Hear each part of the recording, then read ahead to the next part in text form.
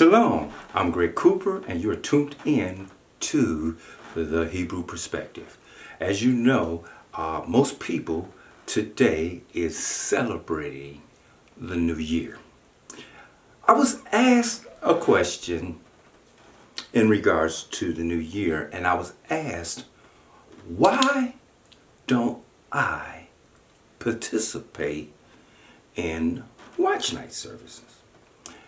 And I didn't want to offend the individuals that was basically asking me the question,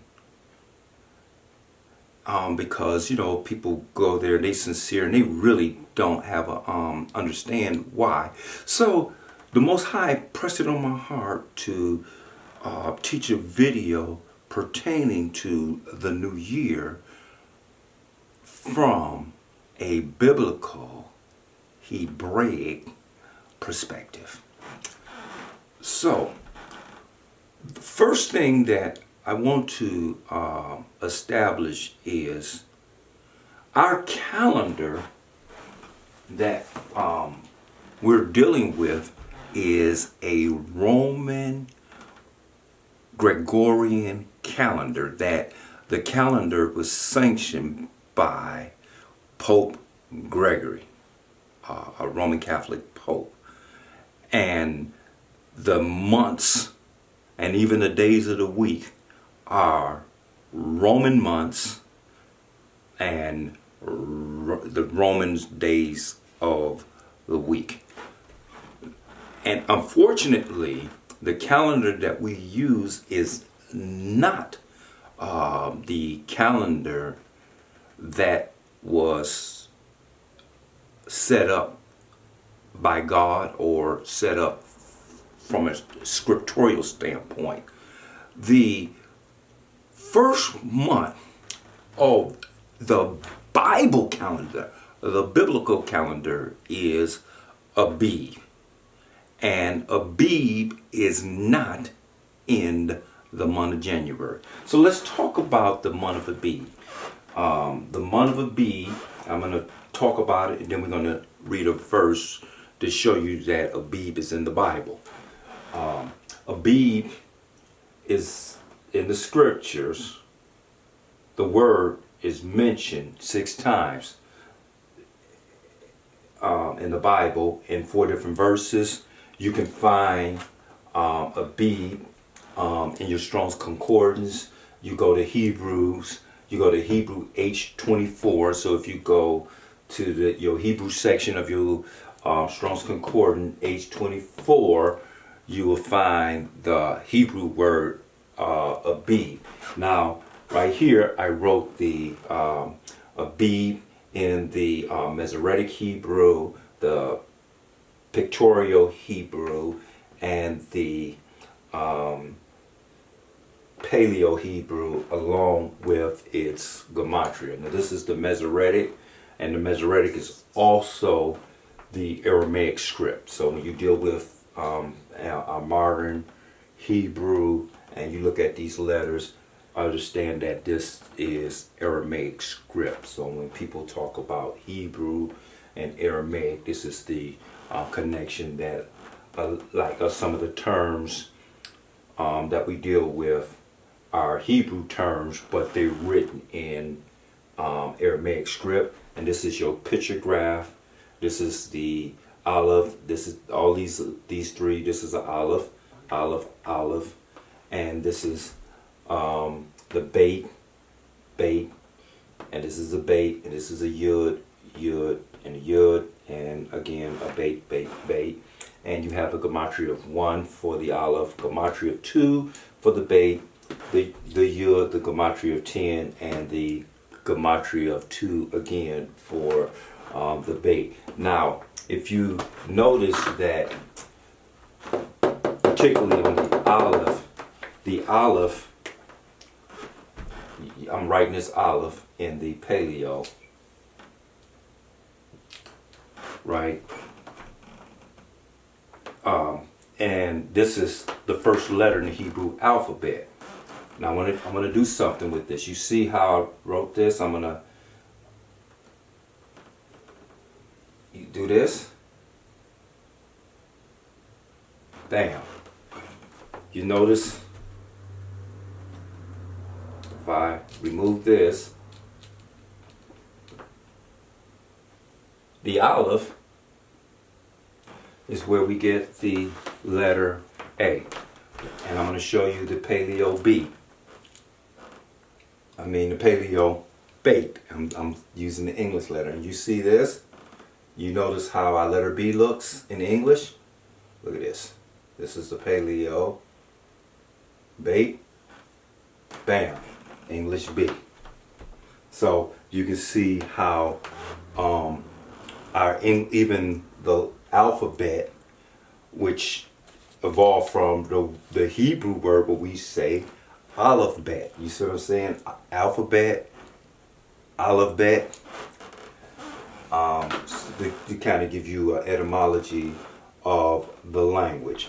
So now we're going to go to the scriptures and show you where the month of Abib is actually used. I'm in Exodus chapter number 13. And the Lord spake unto Moses, saying,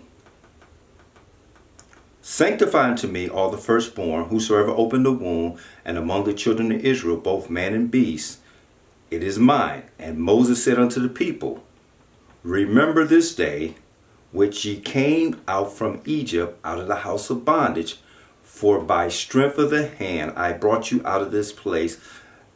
There shall no leavened bread be eaten. Verse number 4. This came ye out in the month of Abib. And it shall come to pass, the Lord shall bring thee into the land of the Canaanites, and to the Hittites, and to the Amorites, and to the Hivites, and the Jebusites, which sweareth unto thy fathers to give thee a land flowing with milk and honey, and thou shalt keep this service in this month. So he is telling the children of Israel what day they're going to keep this service. What service is he talking about? 7 days shall y'all eat unleavened bread, and on the 7th day thou shalt be a feast unto the Lord. Unleavened bread shall be eaten 7 days. There shall be no leaven be seen with thee, neither shall there be any leaven seen in all thy quarters. So he's talking about the feast of unleavened bread should be celebrated in the month of Abib. Now the feast of unleavened bread is immediately after the feast of Passover. In fact, when you go to your to observe the feast of Passover and you have the Seder meal, immediately after the Passover feast, the Seder meal is done, you are in the feast of unleavened bread. That's something that we will deal with, those feast days, in a later video at a later time. So right now we're just dealing with the month of Abib. So right here I have a Hebrew calendar. Well, it's a combination calendar, a Hebrew Roman Gregorian calendar that you have the Roman days, but then on the bottom you have the Hebrew days of how it syncs with the Hebrew calendar. So we're going to go to January 1st. This is January 1st, 2020. And this is the Tevet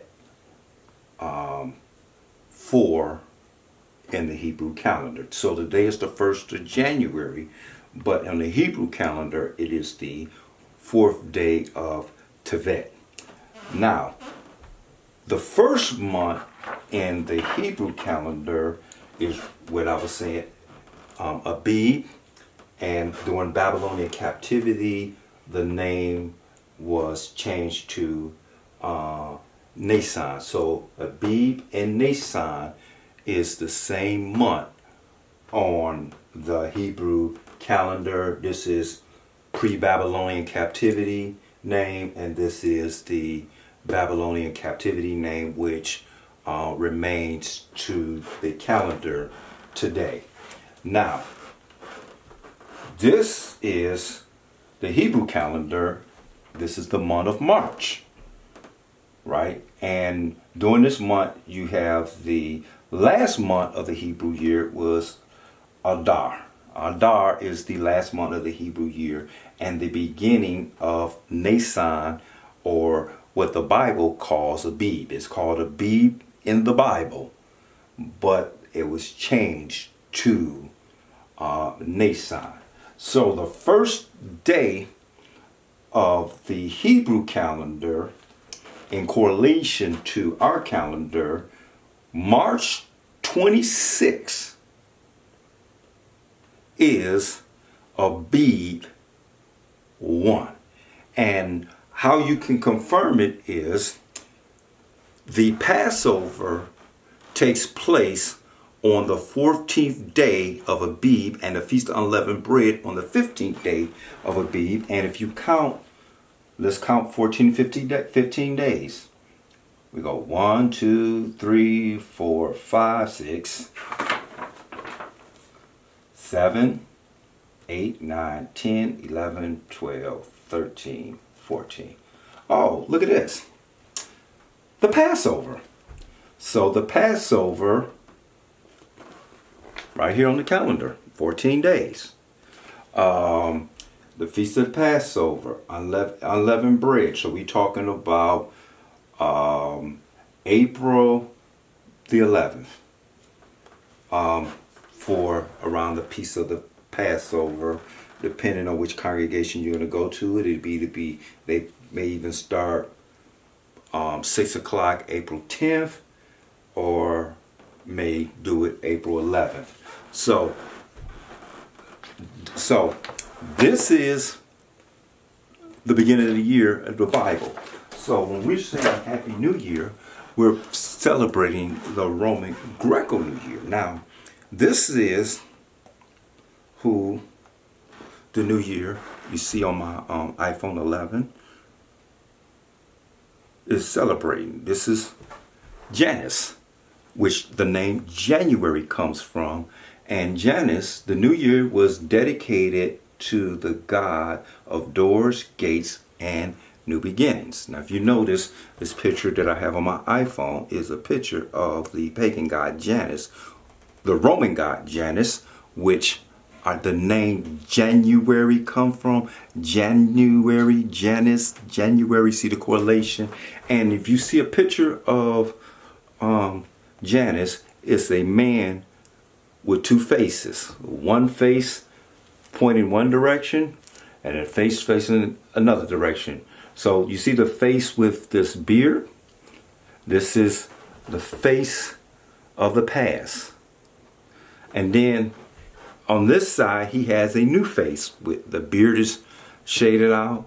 And this is the face of the future.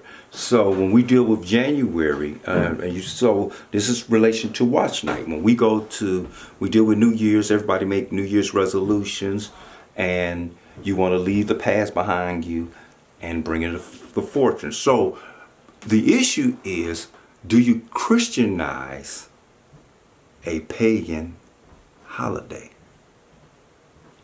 This is Greg Cooper, and you're tuned in to the Hebrew Perspective.